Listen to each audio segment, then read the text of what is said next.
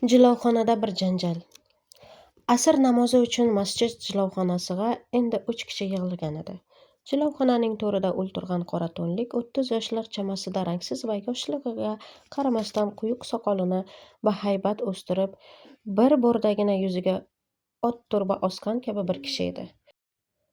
Uning yonida bo'z yaktak bog'ichini osiltirib, handalakdek buqog'i bilan o'ng tomog'ini ziynatlagan o'rta yashar yana bir Husni Yusuf ko'rinar edi. Uning qatorida oshlovdek cho'ziq yuzlik, oq bo'z ko'ylagi yerdan 4 enlik ko'tarilib, bo'z sallasi gardani aralash o'ralgan 3-chi nozanin o'ltirar edi. Ulardan birinchi muhtaram shu masjidning yosh imom va xatibi Abdurahmon domla janoblari bo'lib, ikkinchisi mahallaning shirin so'z g'iybatchilaridan Samad Buqoq. Uchinchisi masjidning muazzini Shukur So'fi edi.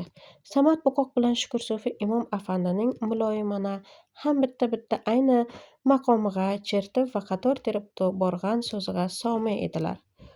O'rda ichida shunchalik oqil va donolar to'lib yotgan bir fursatda tahsil ko'rmagan nodon bir go'dakka bunday ulug' bir vazifa vallohu alam topshirilmas deb o'ylayman. Bu vazifani uhda qilmoq uchun ko'p gap kerak. Avvalo aqli solim, soniyan tahsili tom lozim. Vaholanki siz aytgan yigit o'tgan sanalar Solih Maxtumda savod o'qib bizdan hijja o'rganib yurar edi. Bahorhol bu xabarga aql bovar qilmaydir. Ha, taqsir, dedi Samad Buqoq va Shukur So'fini tirsagi bilan turtdi. Bu bola kim-u, O'rdag'am Mirzaboshilik kim? Zamonaning Zayli bilan boyog'idak Mamarajab Mirzaboshining yordamida O'rdaga kirishib qolganda, boyog'idek oppoqqina bo'lsa, Mamarajab o'z yoniga olganda. Imom Buqoqning so'zini tinglagan holda ikki ko'zini yerga qaratgan edi. Yurtning so'ziga qarab aytayapman-da, dedi Shukur So'fi yengilgan ohangda. Garchi bir necha kundan beri katta-kichikning og'zida shu gap, ko'pchilikning og'zini tikib bo'lardimi, So'fi? Samad Buqoqning bu so'nggi qiyg'iylashidan tomog'i ostidagi yog'on tomirlari turtib chiqdi. Imom hamon ikki ko'zi yerda bo'lgani holda kichkina boshini qimirlatdi. O'rdadan biror kishi masxara uchun xabar tarqatgandir. Ha, taqsir. Shu holda jilovxonaga 4-chi kishi kirib keldi. Bunisi jikkak 40 bilan 50ning orasi. Yelkasi turtib chiqqan Safarbo'zchi ismli edi. Imomga salom berib, So'fining yoniga o'ltirdi va so'zga biroz quloq solgach, tushunar-tushunmas bahsga aralashib qoldi. Inshaalloh shu yigit Mirzaboshi bo'lar, dedi Safarbo'zchi suhbatning ruhini bilmagan holda. O'zi ajab zukko yigit, fuqaroparvar bola. Bu qani ma'qul-a? Labbay, taqsir. Imom yerga qaragan holda boshini qimirlatib qo'ydi. Samad Buqoq xo'mrayib Safarbo'zchiga qaradi. Akkila berasan-da, Safar, dedi Buqoq. Biz nima deyapmiz-ku? Sen nima deyapsan? Xo'sh, nima deyapsanlar? Ovoza gap deyapmiz-a, Mirzaboshliqqa katta milla kerak deyapmiz-a. U milla emas ekanmi? Milla bo'lsa ham hashakki millalardan-da. Ashunga qolganda chalqibsan, Samad, dedi Safarbo'zchi. Xat bitishga kelganda qo'yaver. Kambag'alga qayishganini ko'rsang, ha, bo'ldi deysan. Zantalag'ing kimga qayisha qopti? Hammaga, dedi Safar. Meni o'zimga ham yordam qildida yashag'uring. Ha, xo'sh. Bultur ana shu kezda, dedi Safar engashibgina qarab. Bozorga 8 ta bo'z olib tushgan edim. Birorta mushkil ig'vo qildimi, zakotchining tomog'i taqilladimi, harchi falokat. Qo'ltig'imdagi bo'zni yoppa oldi qo'ydi. Otang yaxshi, onang yaxshi, kosibman, savdogar bo'lsam uyim kuysin. Asta qo'ysachi, bir yillik zakoting, deb ko'tardi ketdi. Qo'lingdan nima keladi, Samad? Xafalig'im oshib uyga quruq qaytdim. Mayda-chuyda kutib o'ltirgan bola-chaqaning quti uchdi. Mol ketdi, jon ketdi, ishga ham qo'lim bormaydi. Endi bo'lar ish bo'lgan desang yurak achiydi. Dastmoya ham g'altakka chiqadigan. Arza-parza bildirsammi, deyman. Ko'chada unga-bunga kengash olsam, arzang ma'qul deyishdi. Shu yaqinda o'zi O'rdada turadigan bir arzachi bor emish. Ketgan ustiga ketgan deb do'kon tegi yarimta bo'z bor ekan, qo'ltig'imga tiqib oldim. Ana shu toblarda so'roqlab arzachi Mirzanikiga borsam, hozir o'rtadan kelib endi to'nini yechib turgan ekan. Yosh, navqiron yigit. Salom alik, horma, bor bo'l. Shunday gap. Bir parcha arza bittirsam deb kelgan edim. O'rdaliqqa gap uqtirish qiyomatdan qiyin taqsir. Lekin bu yigitda gavirlik, siyoqi yo'q. Shukur so'fi gapga qoniq olib, quloq qoqmay, xo'p. Arzani bir yeriga zakotchining oti tushar ekan. Necha qayta so'rasa ham bilmadim. Undan keyin afti basharasini o'qdirib edim. Tusmollab bittasini otini yozdi chog'i, endi ketabering. Arzani o'zim topshiraman deydi. Javobini ham 2 kundan keyin o'zidan olar emishman. Manavi osaliqni qarang taqsir, duo qilib qalam uchisiga bo'zni berdim, olmaydir. Yopiray, ossindi-yo, qurg'ur, deb qo'rqdim.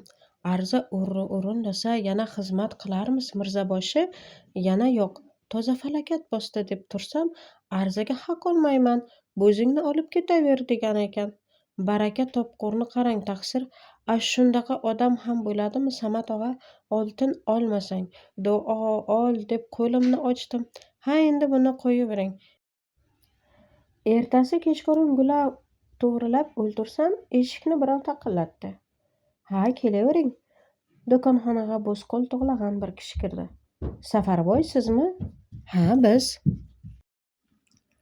Arza berganmidingiz? Bergan edim. Otangizning oti nima? Mamatboy.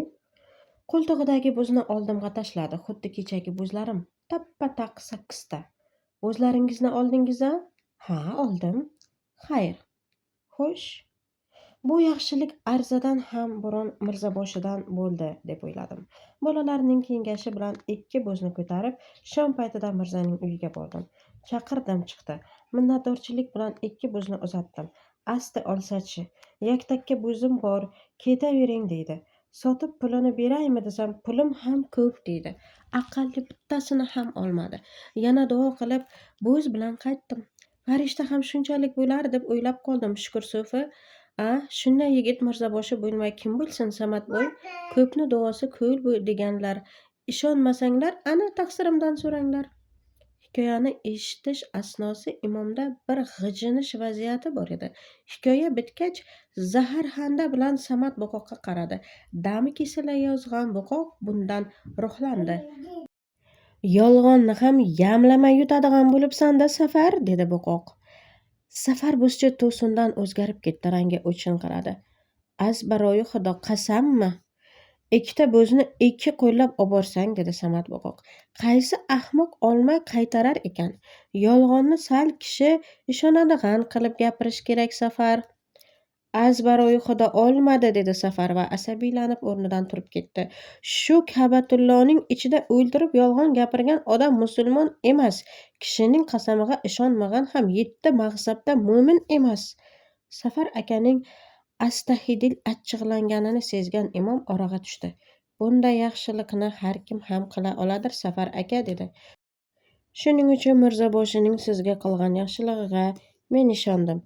Ammo bizning bahsimiz uning beva bechoraga qilgan yaxshiligi to'g'risida bo'lmay, bu odam o'rdadagi mirzolarga bo'shliq bo'la oladirmi? Ya'ni o'shandoq katta ishning uhdasidan chiqadirmi, ustidadir? Barakalla taqsir, dedi Safar bo'zchi turgan yeridan. Menga qolsa inshaalloh uhdasidan chiqadi. Imom Safar bo'zchiga tushuna olmay biroz tikilib turgandan keyin so'radi. Uning uxta qilishini siz qayoqdan bilasiz? Xudoy bildirsa, bilaman-da taqsir. Xo'sh, axir ko'pchilikning duosi ko'lda taqsir. Ko'pchilikning duosi ko'l bo'lsa yaxshi, dedi imom. Ammo bu xizmatga uning ilmi kofiymi? Kofiy taqsir, kofiy. Axir siz kofiyligini qayoqdan bilasiz? Axir kofiy emasligini siz ham qayoqdan bilasiz, taqsir? Kofiy emasligini men shundan bilamanki, dedi imom achchig'ini ichiga yutgan holda. Bunday mansabga mindirgan kishi Buxoroy sharifda tahsil ko'rmaganda ham loaqal Xo'qand madrasalarida o'qigan bo'lishi kerak. Ammo sizning Mirzaboshingiz savodxonlikdan boshqani bilmaydir. Bilmaganini siz qayoqdan bilasiz, taqsir? Chunki men uni o'z qo'limda o'qitganman. Bir yatim bola edi. Xudoning berishi taqsir, dedi Safar. O'ylab netib turmay janobingiz Buxoroi sharifda necha yil o'qib nihoyati mahallaga imom bo'ldingiz. Xudo bermasa shunday taqsir. Ul bo'lsa madrasa ko'rmasdan mirzalarning mirzasi bo'lmoqchi. Xudo bersa shunday taqsir. Safar bo'zchining bu so'zidan imomning qonsiz rangi yana qonsizlangan, olomunchoq ko'zi allanechuk holatga kirgan edi. Ablah odam ekansan, dedi.